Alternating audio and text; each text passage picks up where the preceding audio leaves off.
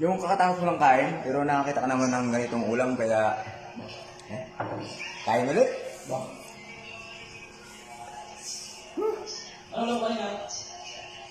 Yan. Ha? Uy, yung isda ko dyan.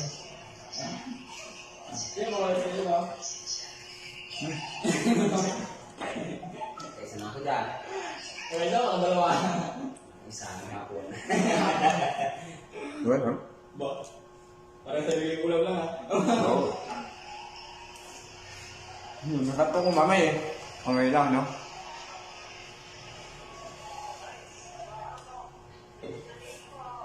Kala ko tayong hili. Ubus na.